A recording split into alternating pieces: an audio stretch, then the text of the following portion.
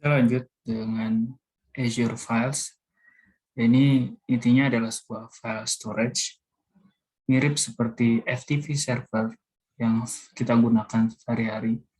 Misalkan kita ingin mengakses atau mendownload atau mengupload file ke dalam server ini, itu dapat dilakukan seperti kita hanya seperti copy paste sebuah dari satu folder ke folder yang lain dengan cara yang mudah. Ini Azure Files ini digunakan untuk file sharing biasanya.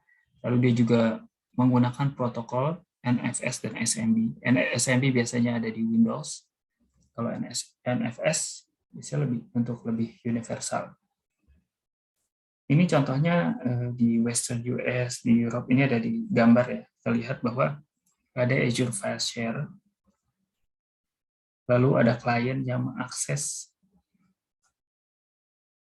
menggunakan SMB protokolnya. Jadi kita bisa menggunakan membuat dua Azure Files agar saling sinkronus di beda region. Di sini contohnya beda region, satu ada di Western US, satu di Europe. Lalu sebagai klien kita bisa mengakses file server tersebut menggunakan SMB protokol atau NFS protokol. Kita lanjut ke Azure Tables. Pada dasarnya Azure Tables itu adalah NoSQL. Dia bukan RDBMS, dia hanya bentuknya saja hanya yang berbentuk tabel. Dia bisa menggunakan OData dan LINQ query di Net Framework itu tersedia untuk koneksi dan manipulasi data di sisi di pemrograman, bahasa pemrograman. Namun struktur NoSQL, meskipun dia bentuknya tabel, dia tidak bisa dilakukan join query. Yang ada adalah setiap tabel akan saling redundant satu sama lain, dan pengaksesan selalu per tabel. Namun, keutamaan Azure Tables itu tentu adalah mempercepat pengaksesan data, karena tidak ada join, tapi ada kekurangannya dari sisi redundancy. Namun, kalau dari sisi kecepatan, redundancy ini justru akan mempercepat proses penarikan data. Ini contohnya yang sebelah kanan, ada gambar storage account. Pertama kita punya storage account, lalu di storage account itu ada namanya table. Kita membuat table. Lalu di table itu kita membuat entity, isinya apa saja, kolom-kolomnya, itu kita isi. Sekarang kita berlanjut ke Azure Queue Service, intinya queue storage. Kalau sudah familiar dengan RabbitMQ, itu seharusnya sudah mengerti tentang queue. Queue itu adalah cara agar sistem bisa menghandle load yang cukup banyak.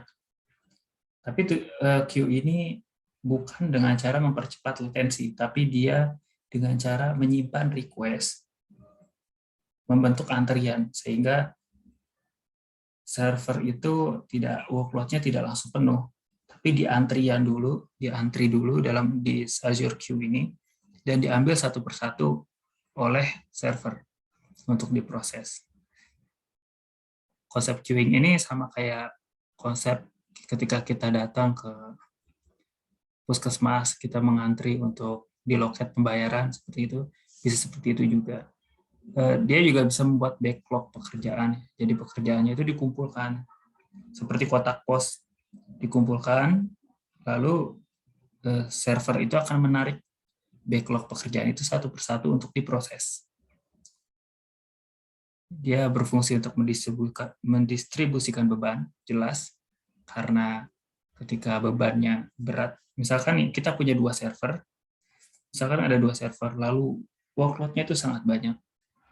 Workload itu akan ditampung di Azure Queue, lalu dua server ini akan berbarengan untuk mengambil workload. Jadi workload pertama, kedua, ketiga dia akan bagi, satu diambil ke server 1, 2 diambil ke server 2, 3 ke server 1, 4 ke server 2, dan seterusnya.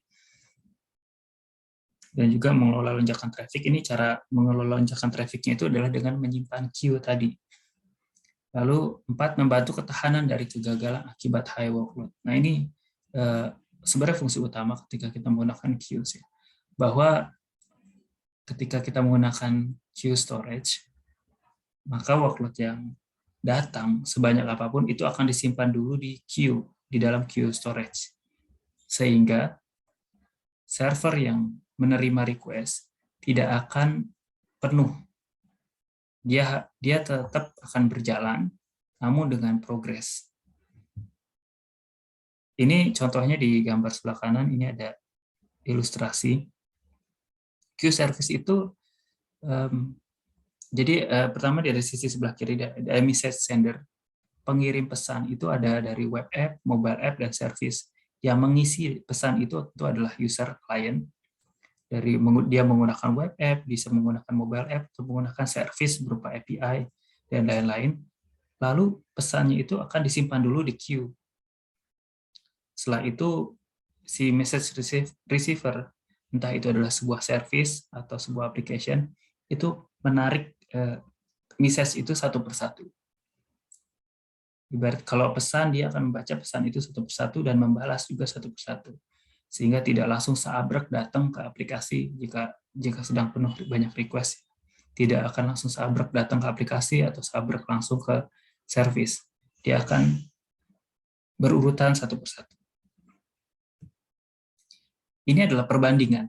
Perbandingan kalau menggunakan resource storage Azure. Di sini kita tidak masukkan table storage, karena table storage itu jelas dia NoSQL sendirian, paling jelas lah, dia beda sendiri dibanding yang lain. Lalu ya yang pertama itu ada blob storage. Yang jelas blob storage itu kuncinya dia adalah unstructured. Lalu dia bentuknya adalah large, kita bisa menyimpan data yang cukup besar gitu di situ. Lalu ada blob yang bisa digunakan. Lalu ada queue. Queue ini sifatnya adalah tadi messaging service. Jatuhnya dia seperti kotak pos. Dan sifatnya juga dia memiliki untuk reliable. Dia lebih ke untuk resiliensi sebuah sistem dari kegagalan ketika workload-nya penuh. Dan dia juga support MSMQ protokolnya. Lalu ada kalau file share, di sini ada Azure File Storage, dia untuk file share, dia juga bisa digunakan untuk legacy application, dan juga menggunakan protokol SMB. Nah, terakhir ada Azure Disk, yaitu dia ada fitur premium juga, disknya, disk premium ada standar dan lain-lain tentunya. Yang premium ini bisa menggunakan high input output. Itunya dibanding yang lain ya, dari sisi input output, Azure Disk ini yang paling cepat, apalagi yang premium. Dan emang fungsi utama dari Azure Disk ini untuk VM, untuk di-attach ke sebuah VM. Gitu. Kita akan lanjut di quiz 2.4.